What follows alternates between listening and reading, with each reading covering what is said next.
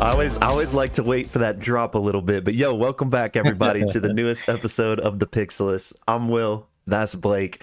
We're here to talk about all of our nerdy dreams, but specifically, we're going to be talking about The Legend of Vox Machina episodes 7, 8, and 9. They just dropped. Hey man, anytime we can do a D&D inspired episode, I'm for it. Yeah. You know, especially bonus points if it's a critical role. So yeah, exactly. Yeah. So full disclosure, Blake and I actually just did this intro and I messed up some of the settings, so we're redoing it. So I'm trying not to be like completely fake and just say the same exact things. Let me go back to the script. Yeah, I love Critical Role. You telling me?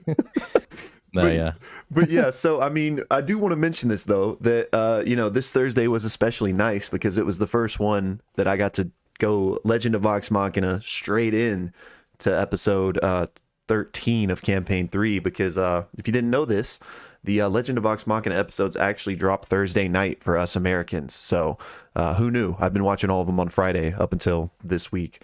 But anyway, I digress. There's a night full of Critical Role, which was great. Yeah, it is a nice surprise because I've mentioned this in past episodes that if a Critical Role episode is going to be long, I can't always stay up and watch it because I watch my kid on Friday mornings. Yeah.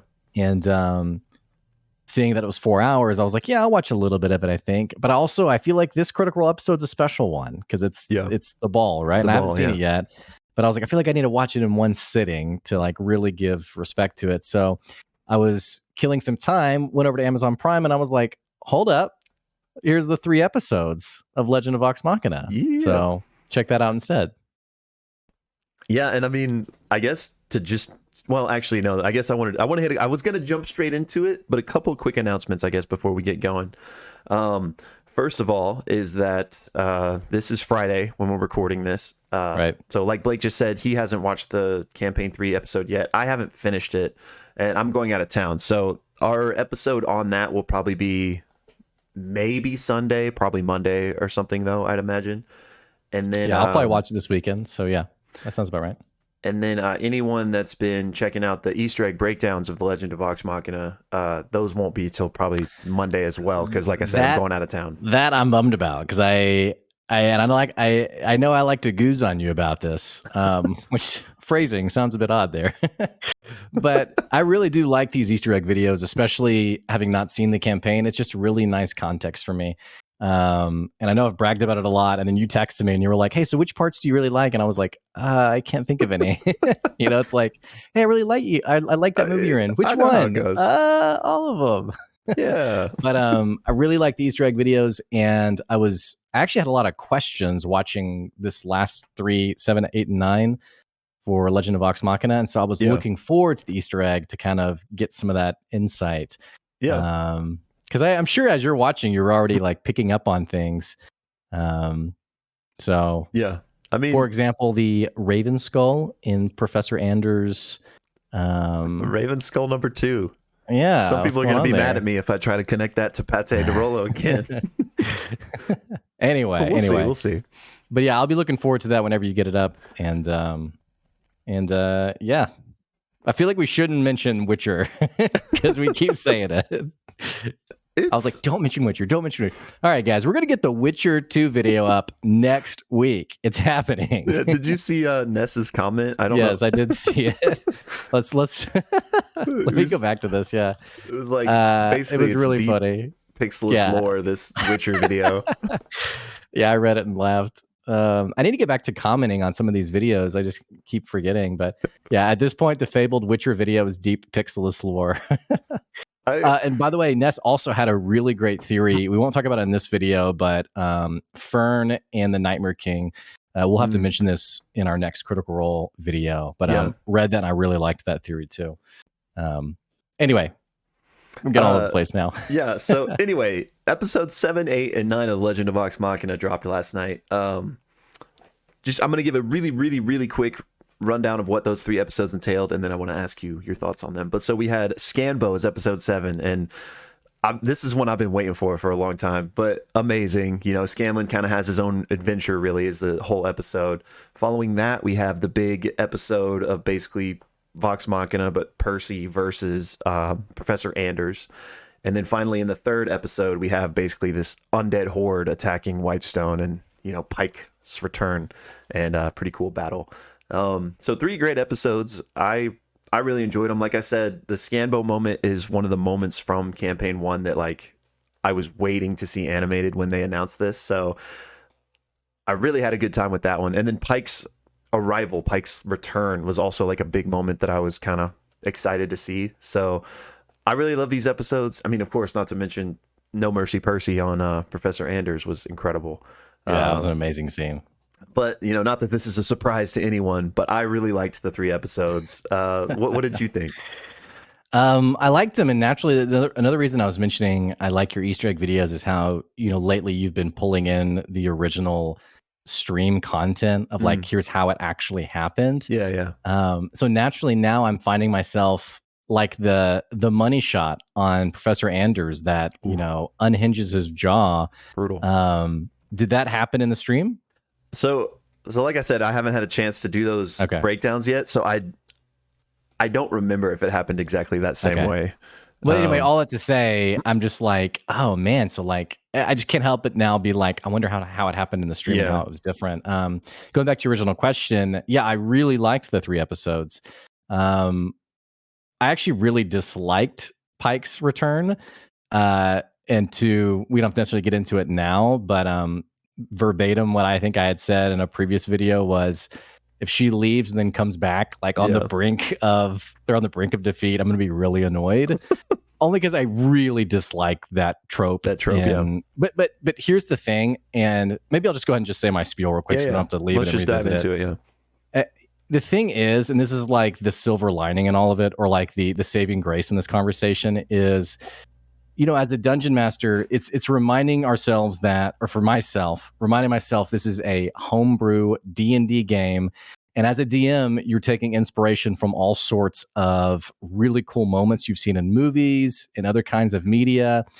And so assuming this played out in the stream similarly, her arriving in the way she did, you know, it doesn't necessarily bother me if that's how it happened in the stream, I guess. In terms of like written television show, I'm annoyed because I'm like, oh my gosh, I just hate it when the group gets into a corner where it seems like there's no way out, and then someone swoops in inexplicably. Am I saying that right? I don't know. Inexplicably, I think. Inexplicably, with an insane power jump. I'm like, I mean, she just like nuked these zombies, including the giant, and it just doesn't make sense. And so then I'm like, so now there's this weird, I mean, she's obviously not going to maintain this kind of like massive power advantage. She's probably going to wean down a little bit. So like that kind of stuff, it's a lot like season 7 Game of Thrones, when they're in like the frozen lake and then Daenerys swoops in. I'm just like, come on, man. Like, I just really dislike that in movies and media. Again, that's fair. You know, this was years ago. You know, it's how it happened. It's inspiration of cool moments like that. But applied to 2022, I'm just like, oh man, I really don't like that. That's my only like negative on the whole thing. But I liked everything else. It's called like there's a name for that type of trope. Like, I don't know if Deus Ex Machina is the right name, but there's like some name for like I can't remember. So I don't know why I'm saying this, but it's basically that trope. But I mean, that's a fair criticism, and you know, that's pretty much it. Like, that's fair. But the one maybe redeeming factor is that is how it happened in the campaign. So like, you know, it's not like they just like wrote that in to kind of have that moment. Sure. But yeah, so like so not that you even had this as part of your criticism, but for anyone that did, is like, how did she just appear there? Which they mentioned this in the show. It's not actually her. It's an astral projection of her, which is she's being empowered by her god, which is why she has this like massive power surge. And but similar to World of Warcraft and Paladins, you know, they just do amazing damage to undead. Clerics Yeah, have like right. a similar ability set in D&D. But the reason all of this happened, and we've talked about this a little bit, I think, is that back during campaign 1, Ashley Johnson was quite frequently absent. And so that's why they kind of wrote her out of the show in the way that they did when she split from the party in episode 3 or whatever it was. So, you know, they're coming to the climax of this arc, you know, in Whitestone, going to confront the Briarwoods. You know, Ashley wanted to be there. So I don't remember if she like flew back and like was there in person. Sometimes she just Skyped in when she was able to. And so the way that Matt kind of could make that make sense is he had to have her astrally projected in by her god. So that's kind of like the nuts and bolts behind why this whole kind of saga is happening. It doesn't take away from the fact that it is, you know, exactly that trope of, oh, we're all gonna die, but oh wait, our savior's here, you know. Yeah, it's like with the context of it, it's like totally fine. If you're watching the show absent of the context, let's say you discovered the show on Amazon Prime, right? I would assume it'd be aggravating for a handful of people. The other thing that's aggravating is not the right word, but the other thing that's a little clunky is, and you gave great context here, that the whole reason that she has like this distance with her god is that she like brutally murdered a goblin or something. Yeah. Her dialogue where she talks with her god on like we cheated, we stole, whatever, was just really hard to resonate with as like something tactile for why she's now lost her affinity or her access to her god. I think if we had like seen a scene in like maybe the first episode where she like has like even a brief moment of like maybe they're in a bar and they're going to steal from someone and they write her as like you can see it on her face, she's hesitating, then she goes with it. That I think would have been more tangible. But for me, like listening to her talk to her god, I was like, yeah, I don't really see the context here. Or at least I can't really latch onto it. So, and it's I hate to say that because Ashley Johnson's like one of my total favorites, and I also really like Pike too. Yeah. So, and I think I've said two things now. I don't make it seem like I didn't like the 3 episodes. I really liked them all. It's just, you know, watching them, those were like the 2 pain points that I was like, man, I wish that had been a little bit different. Mm-hmm. That's fair. And yeah, we finally got the answer, like from somebody who's seen campaign 1, like you just talked about. It was different why she was kind of had this stressed relationship with her god. So I've been waiting to see kind of what the explanation was going to be in the show.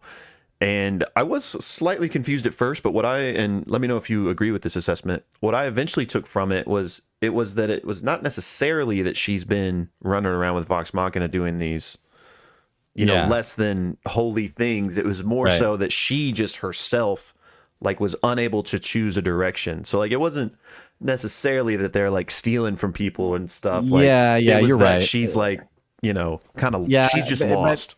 Even that felt weak to me of like the, you know, you're not being who you are. Like that whole thing, I was kind of like, I don't know if I'm really resonating with this. They probably did the best they could with the lack of content that was there, her being gone.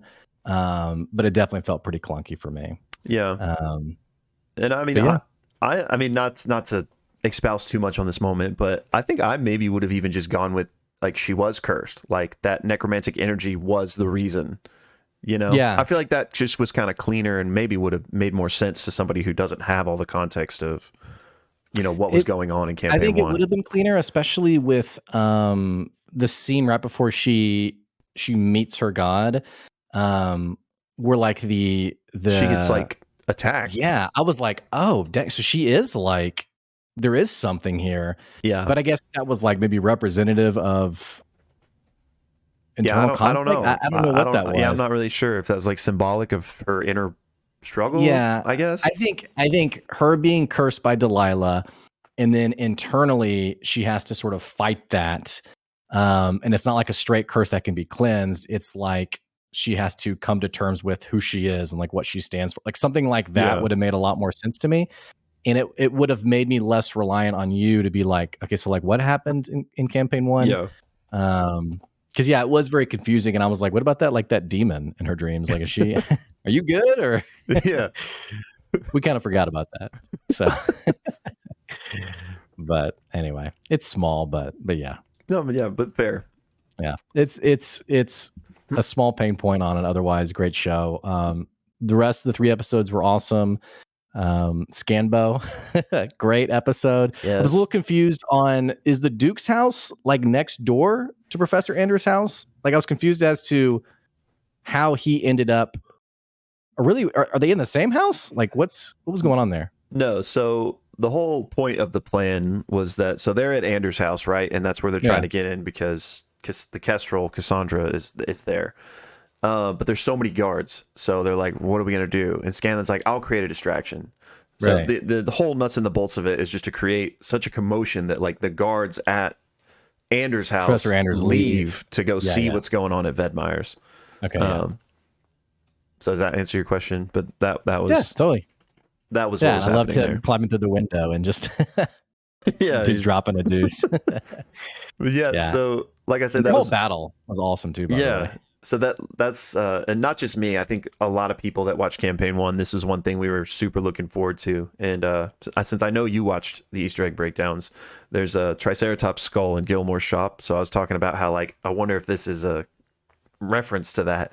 And I mean, I think it was, and because we definitely got the moment. And they did pretty good in terms of like keeping the spirit of what happened in the campaign. I mean, it's very similar. There are some changes though, just to like the mechanics of what's happening. He doesn't take quite as many potions in the actual campaign. He just is using his like innate abilities. But he does take the fire breathing potion. Okay, that was an awesome scene. And then does he go toe to toe with the Duke? Yeah, like he's by himself. So like that was all like how it happened in the campaign. He split off and just kind of had this adventure. But yeah, on the rooftop and everything. It's the encounter on the rooftop doesn't play out exactly the same, but essentially. Okay. So that was great. Yeah, their little rivalry was really good over the course of the 3 episodes. Yeah. And I knew he didn't die, but I was legit worried for him. Especially Scanlan? when the zombie horde came in. I was and the Duke was, they basically were about to have round 2. Right. And I just love Scanlan's character too. Yeah. You can tell Sam Riegel had a lot of fun with him. Oh yeah, for sure. And I love all the like the little songs and stuff we're getting.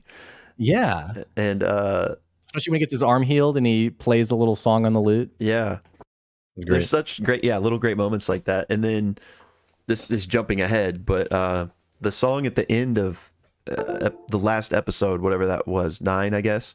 Where he's just singing over the credits. I thought it was amazing. I was like, I've just been listening to that kind of on repeat a little bit. Yeah, I've been checking out the credits, like outro music, just to catch any like nice nuggets or just new songs. It's also the attention to sound and music has, I think, always been something that the Critical Role team has really cared about. It's cool to see that in Legend of Vox Machina, but it's kind of like whenever you boot up the Critical Role stream and it's that 15-minute wind down to launch and the theme music's playing. I mean, it's so good. I mean, it hits all the right notes. So yeah, a lot of these outros have been really good too. Yeah.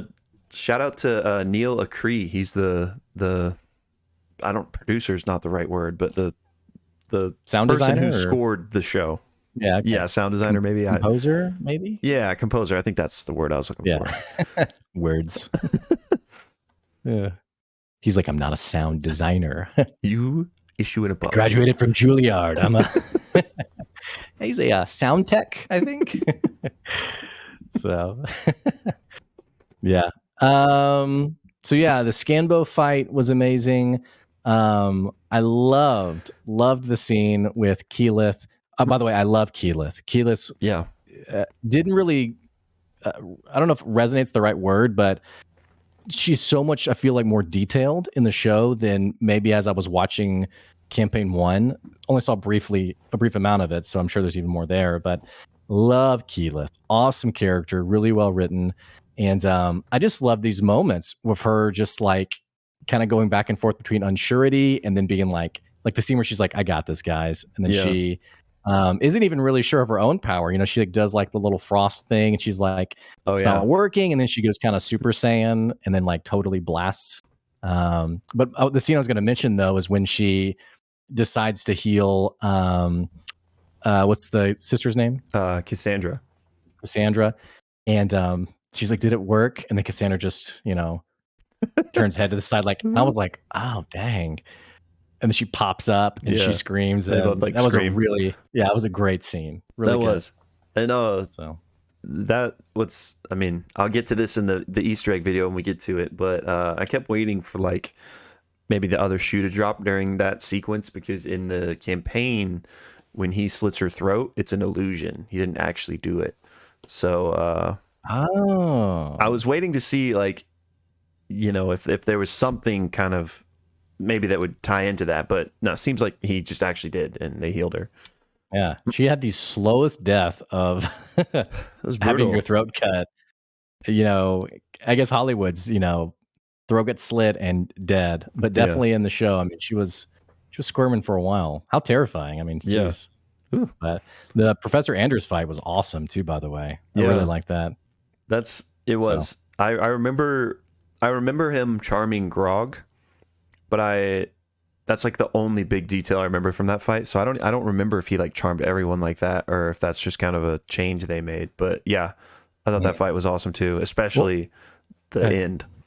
Well, I love the detail of the silver tongue, which he's talking. I had the thought to myself of like, oh, he has kind of a silver tongue. Like I see what they're doing there, because it's like actually silver, and he's charming them. And then I went back and looked. I think the episode title was Silver Tongue or something to that effect. Yeah, I think it is. But all that to say, that paired with the opener, I'm really enjoying these opening flashbacks, I guess, or like added context. Those are really good, especially how it's giving us some more context for these villains. We had Professor Anders in that episode. In episode 9, we had the sort of how Delilah and Silas came to be, which is really good too. Yeah. And which awesome moment, the face, coming out of the ceiling. The whispered one. Yeah, really cool. Anyway, I don't want to jump all over the place, but all that to say, Professor Anders was very cocky, and he didn't work out too well for him. Yeah, and the whole silver tongue is also the fact that he was a bard. Like that was his class in the campaign. So like, bards are silver tongued. Yeah.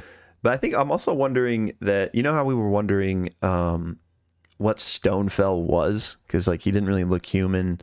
I think that, with this tongue thing that we're getting and what Delilah crafts, that there is definitely some like experimentation going on. So I think Stonefell probably was like altered in some way, and I'm assuming his tongue was as well. That's the impression I got. And he does, Professor Anders does have the line of the Briarwoods have given me many gifts, or something like that, and that's when the tongue sort of lights up. So I think that's a really great way to interpret that. Is that Captain Stonefell sort of became whatever he looked like after the gifts from the Briarwoods. So. And actually, that you mentioned the intro scene to the Anders episode, something you and I had talked about. I don't remember if it was in what video we were talking about this in, but beside the point. Where you were asking about like the time difference between campaign 1 versus what we're getting in Vox Machina. I was just going to ask, does it make a little more sense now that we got like that age Percy studying? Because he looks basically the same age, it's just hair is a little whiter now. Well, the detail that, and I think we mentioned this in our last Critical Role episode, where you said his hair is white from trauma. It's not white from age. Like that's the context I was missing, was because watching it again, even in this this batch of episodes, when he's escaping, he has white hair, and so the trauma explanation makes a lot of sense. And Percy even says it's been 5 years, which our conversation in the Critical Role episode was because the Briarwoods get mentioned in the most recent campaign 3 episode. That's right. Was so I guess it was only 5 years, but in the show it was a lot longer, and it turns out it was 5 years in both. So all those callbacks, I guess, and it's everything definitely makes sense now for sure. Yeah, and I think knowing what we know now, that first like nightmare sequence that Percy had in episode 3, I think, where we see the Briarwoods attack, I think that is like it was a nightmare, so it wasn't actually like how it happened, because in that nightmare he's like a kid sitting in his mom's lap when they die, but in this episode we see that he's like 18 or like a young man and his parents are still alive, and he's studying. So I think that was just like an artistic, creative like depiction of it, which definitely led to some confusion, I'm sure, for people who were like, oh, so that happened when he was a kid, so it's been a really long time. We didn't really get a meeting or like a reveal of this shadowy figure that struck a bargain with him.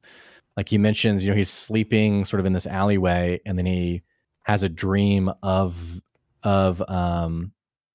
is it the list, the powder box gun, or is it the amazing like sniper rifle gun? So I don't know how they're going to play it necessarily, but he has a dream that inspires him to like invent guns, basically.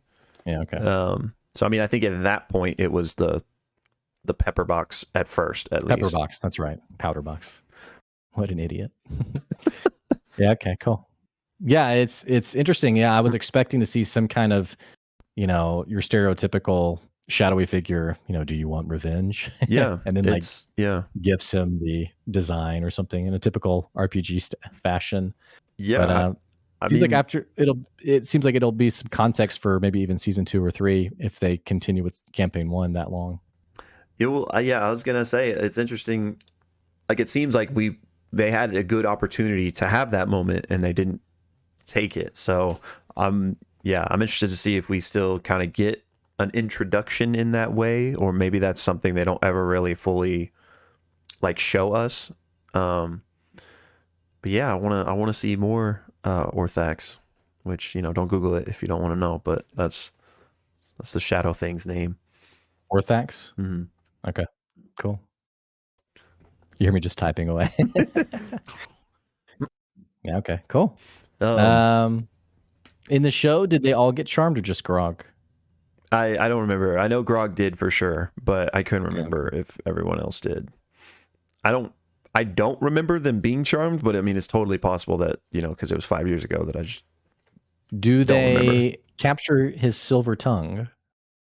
I don't remember that either, because again, it's been 5 years or whatever, but I don't recall him having like a monstrous literal tongue. So I think that was just like a show's artistic liberty type of thing. But and it's a great, and maybe this is a reach, but it's a great, for me, it's great flavor for a typical D&D session, which is you kill this phenomenal, crazy monster, and there's always someone in the group who's like, I take one of its tooth, or like it's, I take a claw. Yeah. So all of them kind of scrounging around to get the tongue. For me, that was just very D&D. Yeah, that's a good point. I assume that's intentional, but maybe not. But I like the flavor of that. Oh yeah, me too. I didn't think about it in that context, but yeah, I like that. So, what else? What else you want to talk about from these 3 episodes? I'm interested. I have an idea. Like, one of the things we've been talking about is me not knowing exactly how they're going to parse out the remaining episodes with what I assume to be what I expect to happen. That was a weird sentence.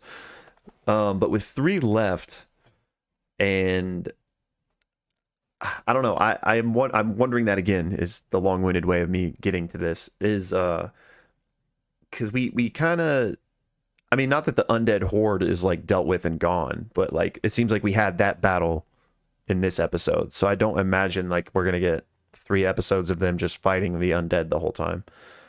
Clearly we have like a Briarwood encounter happening. And so then I'm wondering if maybe the last episode, kind of, at least not like the whole episode, but a good portion of it, might be building up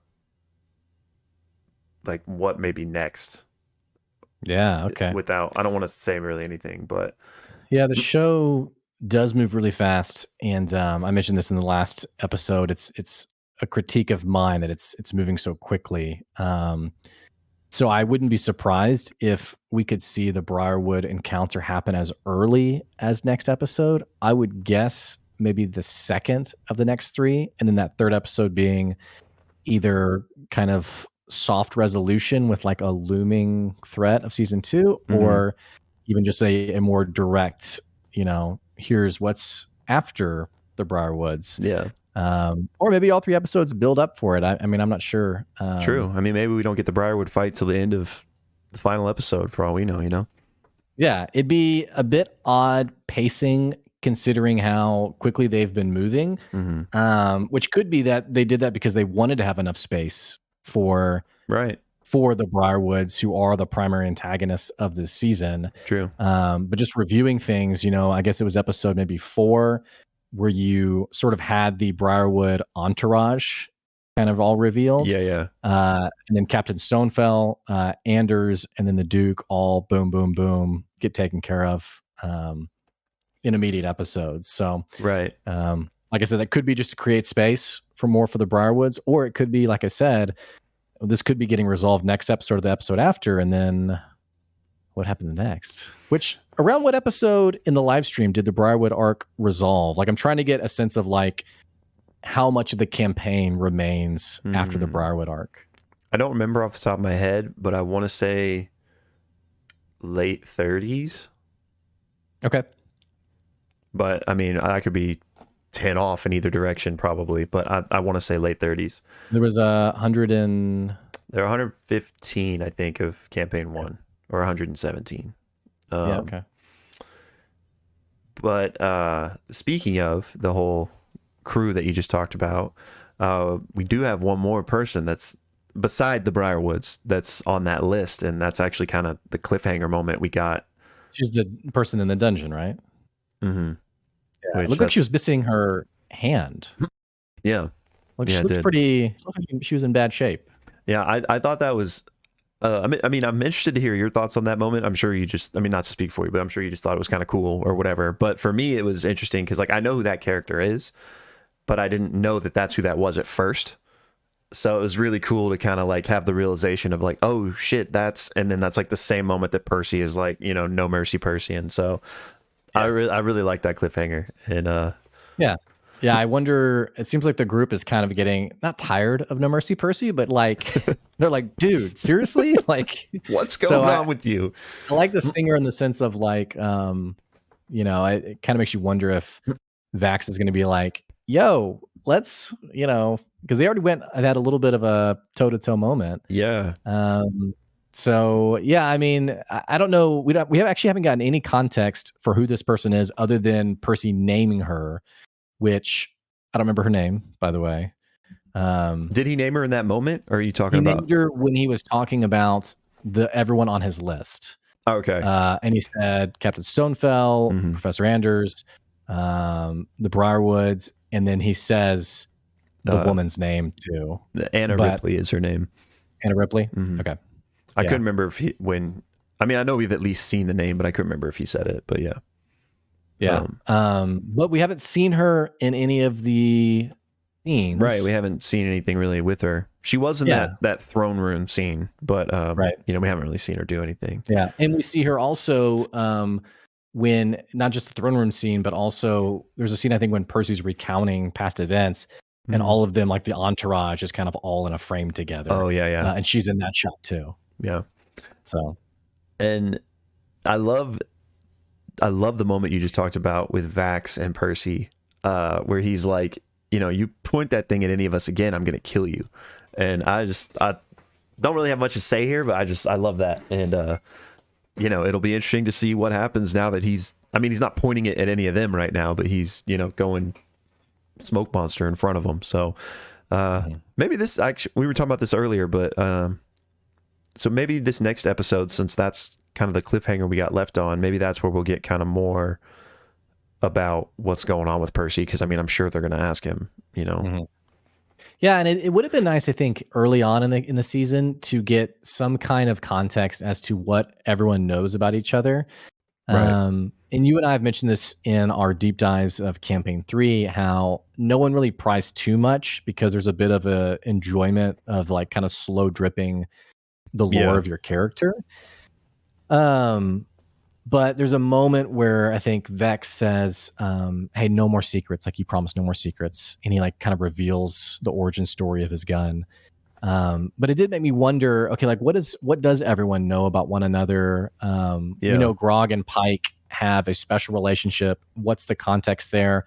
having seen part of campaign 1, uh, isn't it that like he's like near death and she like saves him or something? Or I don't Yeah. know, she actually dies in her backstory, right? And gets brought back or something, or Yeah. so Actually, so that's I don't know if that is necessarily canon to the Legend of Vox Machina or not, sure. but yeah, that did happen. That happened pre Twitch stream, Right, even. right. But so these things that are part of like the background descriptions, I know from having seen those, but definitely like if you're a new show watcher, Right.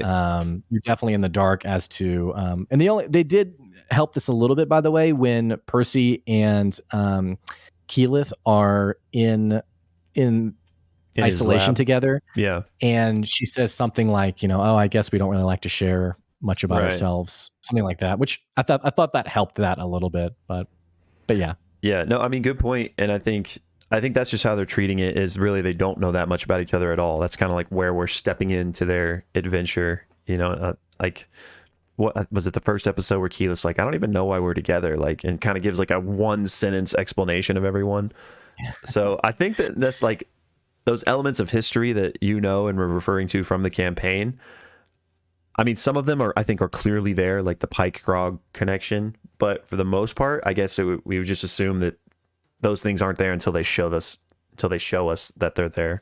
Yeah. But yeah, I mean, definitely as somebody who's coming in without any context of campaign 1, I'm sure they're like, how do these people know each other? Like, how long have they been running together and all that type of stuff? Because we really don't even know in the show's canon how long they've been together.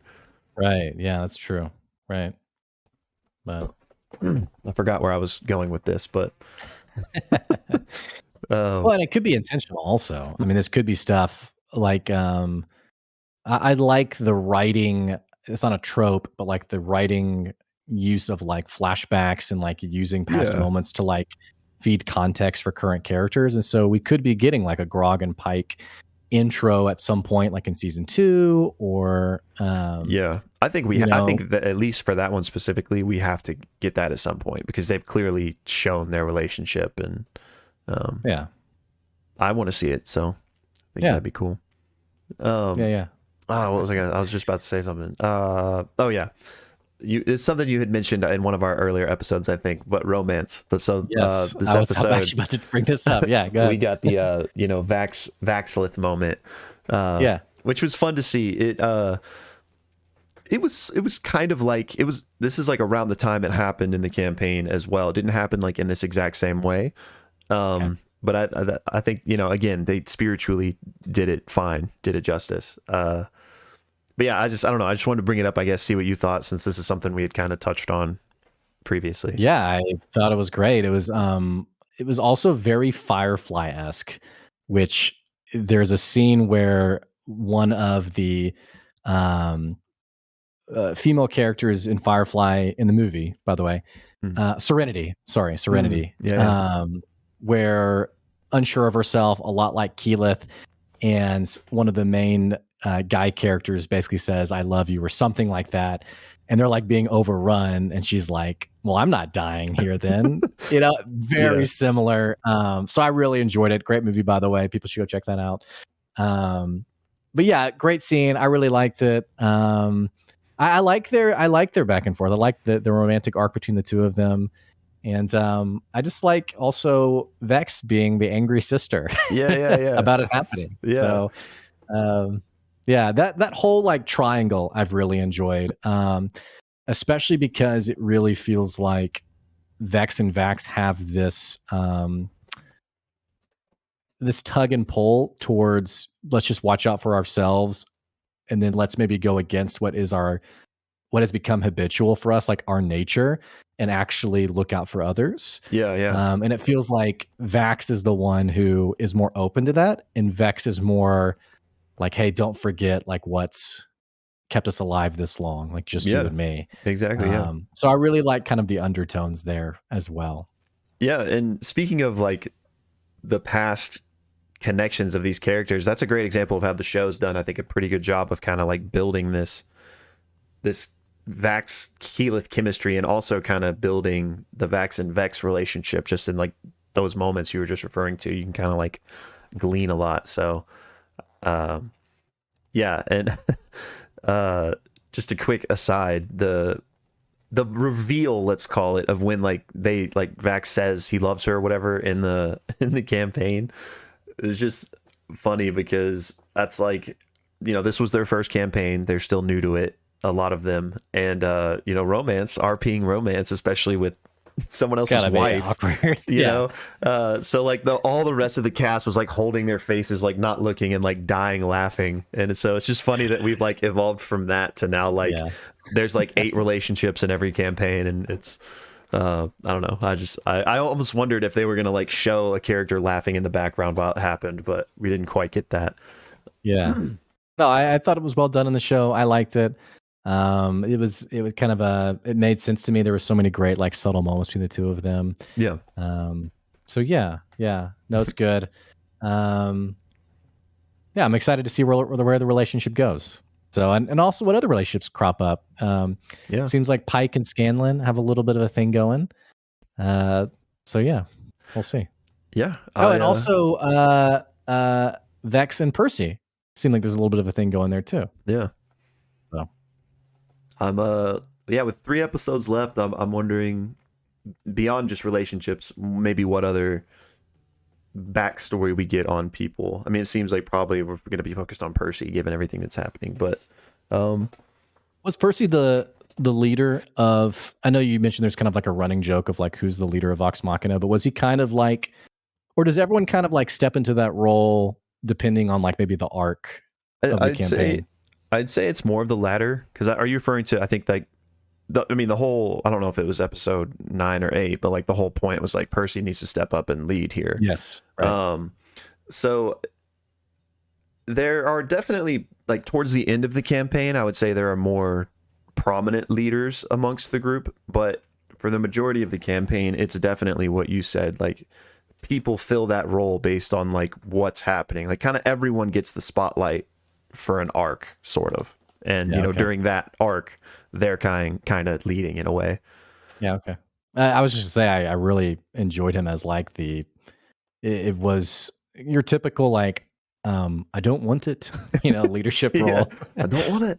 And then stepping into it. I mean, he had to. I mean, that moment with Archie and the Duke, oh man, bro, I rewound that and watched it over a few times because that was just so, I mean, that has to be a shot that the animators are so proud of. Because the way that, I mean, he slide dodges one and then they just go across each other and then just, I mean, just like an amazing shot. That made me sad because like I said, or I think I've mentioned somewhere, that the Archie characters, they made it a lot different than the Archie character from the campaign. So I didn't see that one coming. So that one hurt. I liked Archie. I wish we had gotten a little bit of a stronger resolution with the Duke, though, because as this massive foreboding character, and then he just gets his kneecap popped off, and then I mean I like the style of the villagers kind of do with him as they please, but it almost felt like it would have made more sense for like a toe-to-toe Percy and him, or Vox Machina and him, especially after him killing Archie, which clearly the two of them have so many memories together. True. That felt a little not off. I don't know if that's the right word. It just went a different direction than I thought it was going to go. Yeah, I think that's fair. Throwing that out there first, but the counterpoint is that Vedmire was not on his list. Sure. And so like those are the people he's really like hunting. You know what I'm saying? But I agree. I mean, especially, even though he's not on the list, he just killed Archie, so I see what you're saying. And in the campaign, actually, I mean, presumably he's dead, right? Like the villagers were. They show him being hung up. So yeah. Yeah. You're right. In the campaign, it didn't happen that way. He didn't die. So. Oh, okay. That was an interesting change, I thought. Yeah. Okay. No, cool. Yeah. That. He was an awesome character. And again, shout out to the writers and the storyboardists and all that for, I've already said it a couple times in this episode, the show's going very quickly, but to write in characters that are only getting minutes of screen time and to feel a connection to them, or like emotions of, the Duke was very foreboding and very large presence on camera, I guess. So that's a shout out to them for a character that was introduced and defeated in only like a 2-episode span. Yeah, true. Very true. And I think I can never remember his name. It's Rory something, but the Hound from Game of Thrones did a great job with him. Mm-hmm. So shout outs to him. Sorry, I can't remember your last name. Yeah. All right. So I feel like we're winding down here. So I know you had a few criticisms, again, completely fair. But where would you rank this chunk of 3 episodes compared to the first 2 chunks? Man, the first 3 I really liked. I really liked the dragon character. I can't think of his name. The captain. Krieg. He was great. Even though I think I've articulated more criticisms with these 3 than the other, I'd probably put this batch at the top, and then I'd put the prologue in the middle, and then I'd put oh man, those 3 episodes were great too. They're all really close together. Yeah. I mean, at least 7 out of 10 for me. But I would probably put the most recent 3 at the top, prologue at the next, and then the middle episodes at the bottom. Okay. And I'm expecting the next 3 to probably be at the top. So I hope so. Like, I hope it finishes strong. So that's what I want as well. I think, again, so I haven't disliked any of them, so me putting any of these at the bottom isn't like a diss, but I think I'm kind of opposite of you. I think I liked the middle the most right now. These most recent 3 second, and then the first 3 the least. Yeah. Okay. But they've all been good. Maybe the nostalgia factor was bigger for you too. Yeah. I think that probably is why I have the first 3 the lowest. Although episode 3 was amazing. They all were. But yeah, I think I'm really liking the Briarwood arc because that's what I was waiting to see. Mm-hmm.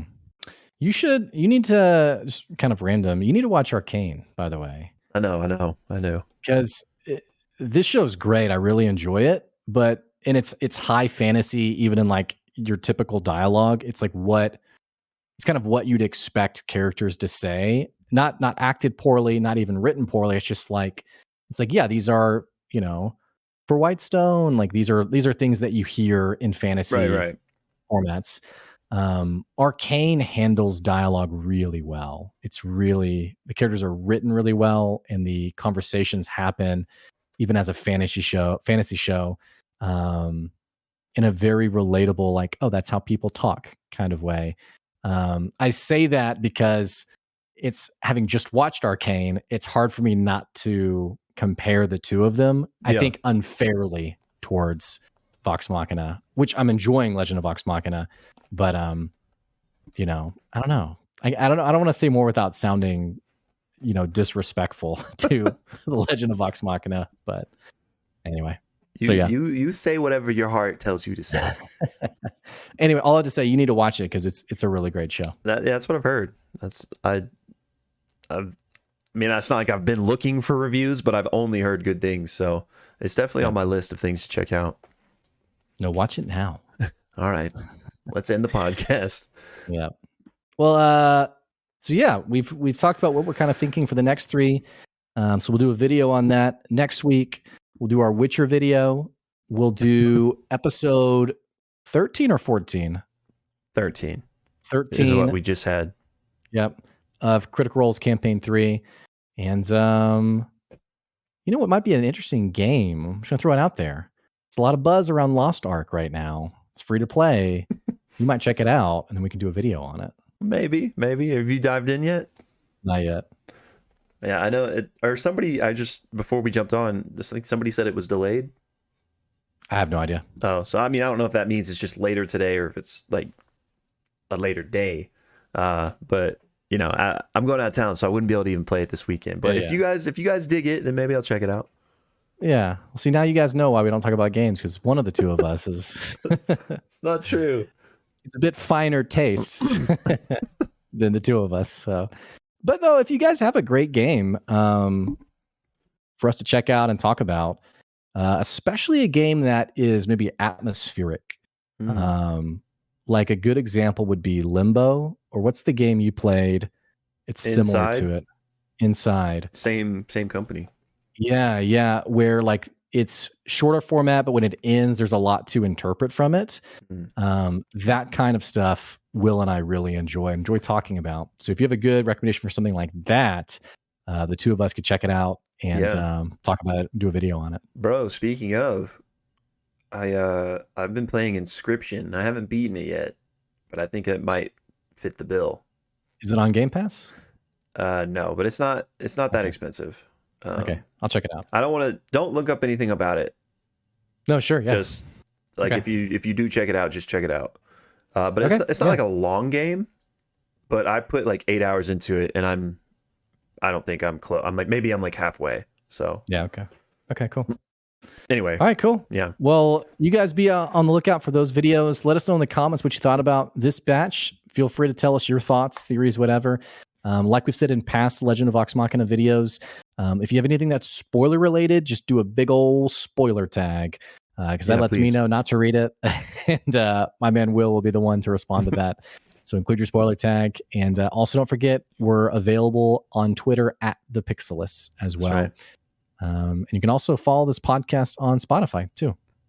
Yeah, and since there's only one more week of episodes, we did the watch party. Blake couldn't make it, but I'm hoping you're gonna make it for the next one. So we're gonna do one more watch party for the finale 3 episodes. So come through. It was fun. Yeah. Okay. Yeah. 6 o'clock next Thursday. Yeah, I'll probably do, or maybe we should do like multiple. The only reason I just did that is because I'm going out of town. I mean, how many times am I gonna say that? But so next week for the finale, I think I'd like to do like a few different watch parties so that anybody that wants to could come through. Yeah, especially some of our EU homies if they want to make it, but it's a little late. So absolutely. All right, cool. All right, we appreciate you guys. Thumbnail. Oh yeah. Should this isn't related to anything, but we could just do the fusion. Yeah, okay, sure. Have we done that before? I think we have. Let's do it again. Okay, sure. Which side am I going here? You're going, I don't know which way to tell you. Like, do a side and I'll tell you if it's right. Okay. All right, move your fingers back a little bit. They're not in frame. Okay, there we go. Yeah. All right, ready? Yeah. People are going to be watching for that moment in our video and be like, that never happened. You lied to us. All right. Well, we'll catch you later, and Will, safe travels, man. Thanks, man. Till next time. See ya. Bye.